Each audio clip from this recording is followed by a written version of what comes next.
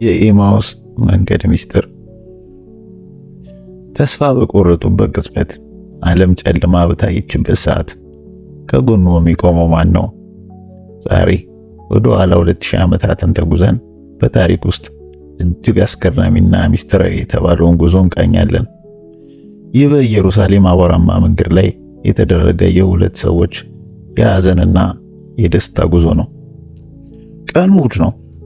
በኢየሩሳሌም ሰላም ላይ የሐዘን ደመና ያጠላ ይመስላል። ቀሊዮጳና ጓደኛው ከከተማዋ ወጥተው ወደ ኤማውስ እያመሩ ነው። ያድነናል ብለው ተስፋ ያደረጉበት ጌታቸው ተሰቅሎ ሞቷል። በመካከላቸው የሚለዋወጡት ቃላት በለቅሶ የታጀቡ ነበሩ። በድንገት አንድ እንግዳ ሰው በመካከላቸው ተገኘ። አብሯቸው መጓዝ ጀመረ።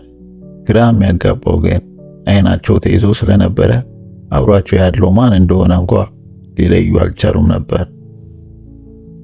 እንግዳው ጠየቃቸው፣ ለምን እንደዚህ ታዝናላችሁ? የምትነጋገሩትስ ስለምንድን ነው? ቀሊዮጳም በመገረም ቆመ። በእነዚህ ቀናት በኢየሩሳሌም የሆነውን የማታውቅ ተብቻ ነህን? አለው። ስለ ናዝሬቱ ኢየሱስ ስለተደረገው ተአምርና በመጨረሻም ስለደረሰበት መከራ ተረኩለት። ተስፋ በቆረጠ ድምፅ እኛስ እስራኤልን ይቤዣል ብለን ተስፋ አድርገን ነበር አሉ። በዚህ ጊዜ እንግዳው መንገደኛ ማስተማር ጀመረ። ድምፁ ታላቅ ስልጣን ነበረው።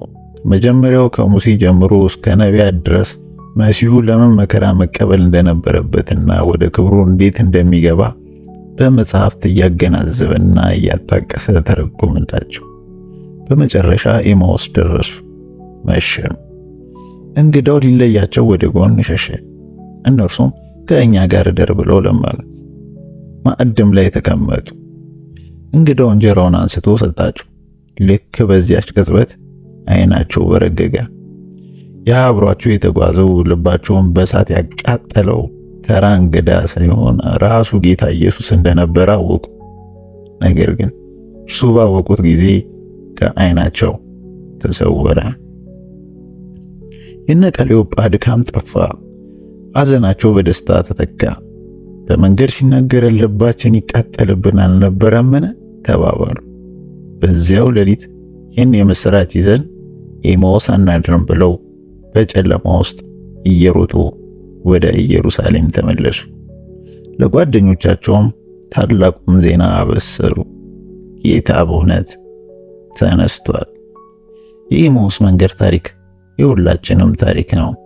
ተስፋ መቁረጥ ውስጥ ስንሆን፣ ግራ ሲገባን፣ ጨለማ ሲወርሰን በእውነት ጌታ አብሮን አለ።